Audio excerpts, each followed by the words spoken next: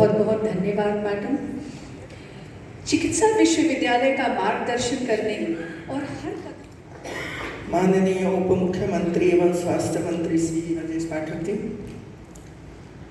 संसदीय कार्य, चिकित्सा शिक्षा, चिकित्सा एवं स्वास्थ्य परिवार कल्याण राज्य मंत्री श्री मयंकेश्वर शरण जी, उत्तर प्रदेश के शासन के मुख्य सचिव श्री दुर्गा शंकर मिश्रा जी, प्रमुख सचिव चिकित्सा शिक्षा श्री आलोक कुमार जी, किंग जॉर्ज चिकित्सा विश्वविद्यालय के कुलपति lieutenant general doctor Vipin Puri ji, चिकित्सा विश्वविद्यालय के प्रति कुलपति प्रोफेसर विनीत शर्मा जी, सभी डॉक्टर बंधुओं बहनों, सभी नर्सिस, देवी और सज्जनों, आज सबको खुशी है कि नहीं?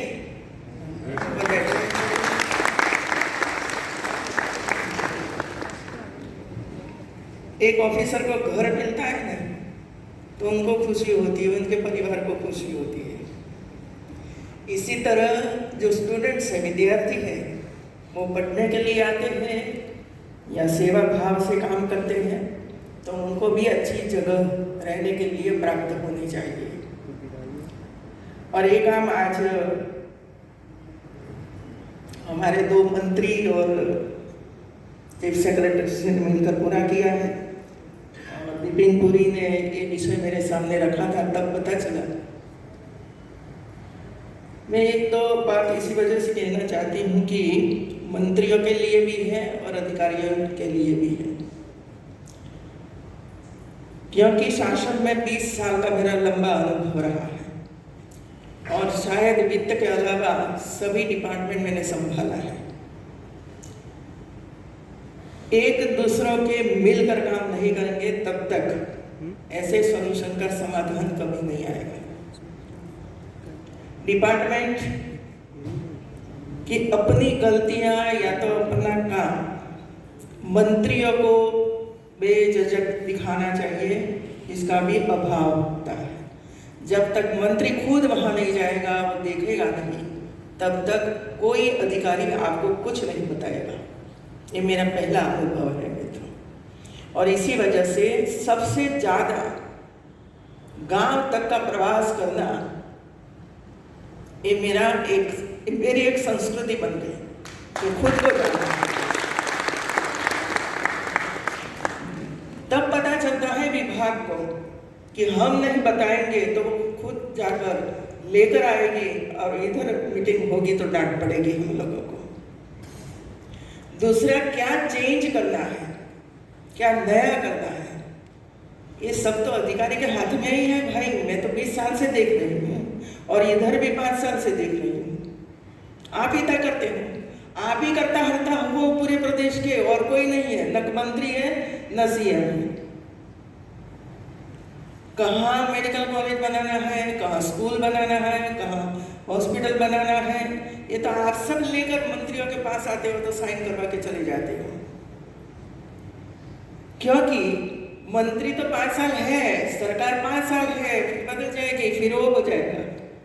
परमानेंट तो आप सब हो 30 साल तक, 35 साल तक शासन में रहते हो मित्रों, शासन में रहते हो। मैं 2-3 बातें इसी वजह से कहना चाहती हूँ कि हमारे अधिकारी भी पीडब्ल्यूडी के इधर होंगे मित्रों। जब कोरोना के समय पे हम लोगों ने तय किया कि काम करना है, और मैं स्वयं में कहती हूँ कि जब प्रधानमंत्री जी ने मुझे कहा कि आप हायर एजुकेशन को देखो, कॉलेजों को देखो, यूनिवर्सिटी को देखो, तब मैंने सोचा कि चले देखते तो अभी क्या चल रहा है सब। और ऑनलाइन 2 साल तक 32 यूनिवर्सिटी के साथ 5-5 घंटा ऑनलाइन में बैठे हुए मित्रों, एक बात की मैंने चिंता की है और पूछा है। इवन मैंने ये भी पूछा है कि अकाउंट कितने हैं, कौन सी बैंकों में पड़े हुए, मुझे बताइए। तब भी किसी के पास कोई इंफॉर्मेशन नहीं थी, वित्त के पास कोई ऑफिस नहीं थी मित्रों। ये स्थिति में हमारी यूनिवर्सिटियाँ और कॉलेज चलती थी मित्रों। आदेश दिया सबको कि ये काम करना है। क्या कि मित्रों, ये काम है ना, हम पब्लिक के लिए करते हैं, पब्लिक के लिए करता है। गुजरात में मैं भी पीडब्ल्यूडी मिनिस्टर बनी हूँ, मैं कोई इंजीनियर नहीं थी मित्रों।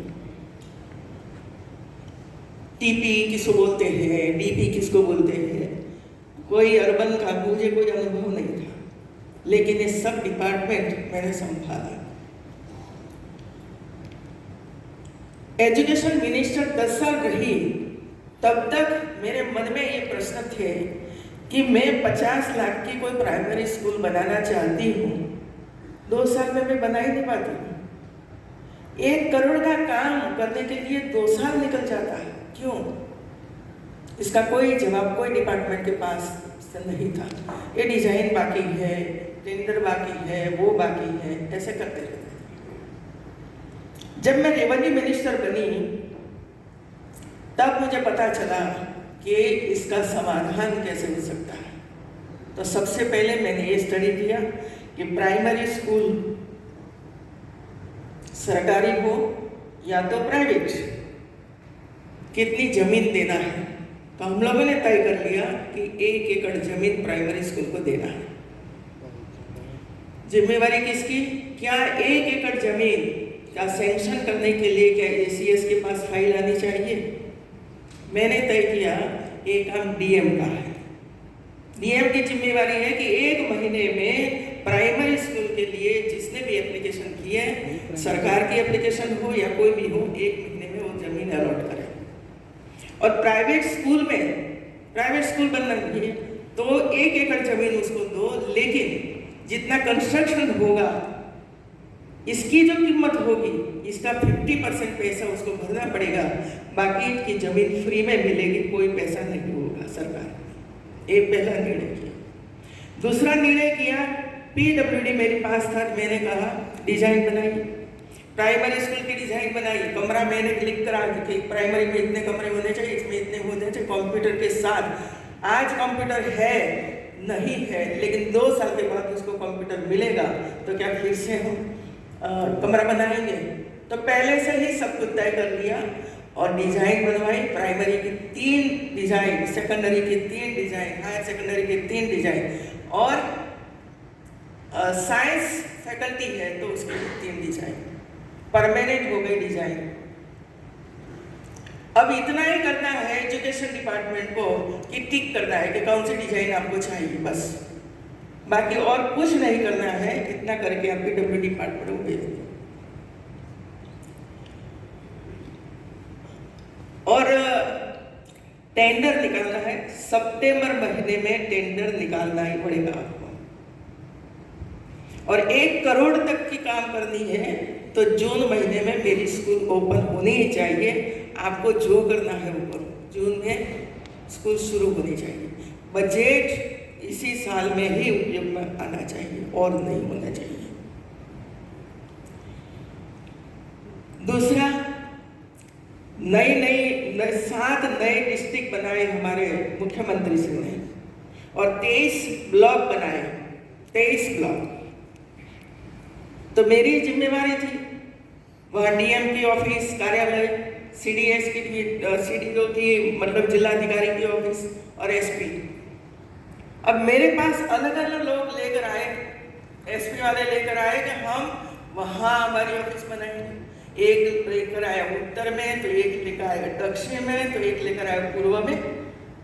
मैंने इतना ही पूछा कि आप इतना तो सोचो कि पूरे डिस्ट्रिक्ट में से कोई किसान, कोई महिला अपना काम लेकर आएगा तो क्या इधर इधर घूमेगा? कितना अंतर है, 5-5 किलोमीटर के अंतर पर आप एसपी ऑफिस बना रहे हो, दूसरी 5 किलोमीटर के अंतर आप डीएम की ऑफिस बना रहे हो और जिला विकास अधिकारी का ऑफिस बना रहे हो। क्या एक ही कैंपस में नहीं हो सकता है सब कुछ? जमीन ढूंढिए और एक ही कैंपस में सब कुछ होना चाहिए। और हुआ, बनाया सबने, एंट्री अलग अलग, एक ही कैंपस में एक व्यक्ति 3 प्रकार के काम लेकर आता है तो उसको कहीं भी घूमने की जरूरत नहीं है, वहाँ ही आपका काम हो जाएगा। और इसके साथ जुड़े हुए प्रांत ऑफिसर या तो तहसीलदार उनकी भी ऑफिस इसमें ही, वो क्या इधर इधर घूमेगा क्या? पानी का प्रबंध के लिए बड़ा आवास, नीचे लिफ्ट सब होना चाहिए इसके लिए और ऑफिस के अंदर भी लोग बैठ सके, बाहर से आए हुए, गर्मी में बाहर से आए हुए, तो उसके लिए भी एसी होना चाहिए, उसके लिए फैन वगैरह की व्यवस्था होनी चाहिए और वहाँ अच्छी लाइब्रेरी होनी चाहिए और आपकी जितनी योजनाएं भारत सरकार और केंद्र सरकार, ये सब इसमें लाइब्रेरी के रूप में रखो। कोई भी आए और इसमें उसको 5 मिनट बाकी है तो आधा घंटे के बाद मंत्री ने दिया है वो समय, तो इसमें से लेकर वो बैठ सके और देख सके सब कुछ। अच्छी लाइब्रेरी उनके लिए आप बनाइए। कभी कभी हम ये सोचते हैं कि कोई बुक ले जाने दो, ज्ञान है मित्रों, बांटते रहो, कोई ले नहीं जाएगा। अभी 33% महिलाओं का आरक्षण हुआ मित्रों, और इतनी महिलाएं जिला पंचायत की अध्यक्षा बनी, तालुका पंचायत की अध्यक्षा बनी, मेयर बनी, और मैं जब ये देखने के लिए जाती थी ना तो टॉयलेट ही नहीं था। पुरुष तो कहाँ जाते थे? जनरल में अध्यक्ष थे, अब महिला थोड़ी जनरल में जाएगी। तो जहां भी टॉयलेट नहीं था और हमारी महिलाएं अध्यक्ष बनकर आई तो सबसे पहले महिलाओं के लिए सबसे पहले अलग टॉयलेट बनवाए, फिर नए नए भवन बनते गए तो सबकी ऑफिस में टॉयलेट होना ही चाहिए मित्रों, इसकी व्यवस्था होनी चाहिए। तो इसी तरीके से अभी डिजाइन आप बदलिए अभी भी देखिए, सर्व शिक्षा अभियान करोड़ों रुपए की ग्रांट है, तो सबसे पहले क्या करते थे कि बाउंड्री वॉल बनाइए। अब 1 एकड़ जमीन में बाउंड्री वॉल आप बनाइए तो 1 साल का जो खर्च है वो तो इसमें ही चला गया। तो बाउंड्री वॉल की क्या जरूरत है? पहले बताइए मुझे, पहले मकान भवन बनाइए और भवन ऐसे बनाइए कि वो टोटल बंद हो जाए, बीच में जगह रखिए जहाँ प्रेयर वगैरह बच्चे कर सके, और एक ही दरवाजा है, बंद कर दीजिए, अंदर कोई नहीं जा सकेगा। तो 1 ही साल में, और मैंने लिखा वहां कि पहले बाउंड्री वॉल मत करिए भाई, पहले भवन बनाइए जिसकी वजह से बच्चे 1 ही साल में अंदर जाकर पढ़ पाए। बाद में जब पैसा मिलता रहे तब भवन बनाते, वो बाउंड्री वॉल बनाते रहिए। टॉयलेट नहीं है, बाथरूम नहीं है, लेकिन बाउंड्री वॉल चाहिए उसमें। ये कैसा तरीका है मुझे पता नहीं चलता था कि हमारे अधिकारी सब बैठकर कैसे कैसे निर्णय करवाते हैं, ये करो पहले, ये करो। मित्रों, मुझे जब लगता है तब मैं चर्चाएं करती हूँ कि ठीक नहीं है। यूपी है, मध्य प्रदेश है, छत्तीसगढ़ है कि गुजरात है, सब में मैंने कई नवाचार करवाया। ये नहीं चलेगा, आपको ये बदलना पड़ेगा मित्रों। और दूसरा मैं कहती हूँ कि मित्रों, कोई अधिकारी आपको आकर प्रेजेंटेशन नहीं करेगा, आप उनको बुलाइए, आपके सामने बिठाइए, क्योंकि एसीएस को तो सॉरी सब ऐसे नहीं होंगे, सब ऐसे नहीं होंगे, अच्छे भी होंगे, लेकिन सामने से जाकर मंत्रियों को बताना चाहिए कि सर ये हमारे विभाग की स्थिति है। क्यों नहीं करते हो बताओ ना मुझे। कई अनुभव मुझे इधर हो रहे, लेकिन मुझे आज कहना पड़ेगा कि अभी मैंने ये तय किया है, जब से मैं इधर आई हूँ और दुर्गा शंकर जी आ रहे हैं तब से, जो प्रॉब्लम है मैं डायरेक्ट उनको ही बता देती हूँ, मैं ये कर दीजिए, आप वो कर दीजिए, और कोई नहीं सुनने वाला है। सॉरी टू से।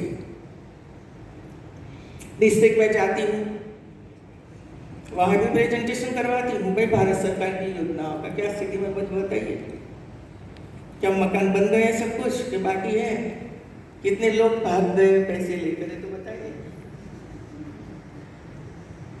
कितने स्कूटर खरीद लिया, इतने चले गए, धीरे धीरे धीरे बताते कि हाँ हाँ, वो तो प्रेजेंटेशन होता ही नहीं है, वो नहीं दिखाते। फिर पूछना पड़ता है कि किसने नहीं बनाए, तो आता है कि मंत्रिवर्ग से नहीं है, तो 15 लोगों ने नहीं बनाया, तो रिकवर किया पैसा आपने, 15 लोगों ने नहीं बनाया तो किसी ने स्कूटर खरीद लिया, किसी ने वो खरीद लिया, किसी ने वो खरीद लिया, मकान नहीं बनाया। अभी मकान के लिए पैसे मिलते हैं तो आपकी जिम्मेवारी है कि 100% उसके घर पर जाकर कानवटी पकड़कर उसके पास बनवाना चाहिए तो बनाएंगे। उनको स्कूटर की जरूरत होती है, लेकिन इसके परिवार को तो मकान की जरूरत होती है मित्रों। परिवार के लिए सब कुछ है, माँ के लिए, दादा के लिए है, या तो बच्चों की पढ़ाई के लिए आवास है, वैसे आवास नहीं मिलता है। तो ये थोड़ी बातें मैंने इसी वजह से बताई कि हमारी एजेंसियां जितनी है, वो एजेंसियां भी, उनका भी आपको जायजा लेना पड़ेगा मित्रों। जब ऑनलाइन स्थिति का जायजा मैं लेती थी, उसी समय अधिकारी मुझे कहते थे, पीडब्ल्यूडी अधिकारी, कि 5 करोड़ रुपया की जरूरत है, 10 करोड़ की जरूरत है, हम लोगों ने सीएम में फाइल भेज दी है, लेकिन अभी तक वहाँ से मंजूरी करके नहीं आई है। तो मैं पूछती थी कि आपको पैसे कब मिले थे, साल बताइए मुझे। 4 साल पहले आपको पैसे मिले, उसी समय 25 करोड़ रुपया आपको मिला था, आपने काम की शुरुआत कब करवाई? 2 साल के बाद। तो 2 साल का आपका इंटरेस्ट कहाँ गया, मुझे बताइए। 2 साल का इंटरेस्ट बताइए कितना हुआ। ये पैसा आपने कहीं ना कहीं उपयोग में कर लिया, तो 2 साल का आपके पास इंटरेस्ट है, वो इंटरेस्ट में से आप ये काम पूरा करिए, और मैं सीएम साहब को बोलूंगी कि फाइल मंजूर मत कीजिए, पैसे नहीं कीजिए। और हो गया साहब, हो गया।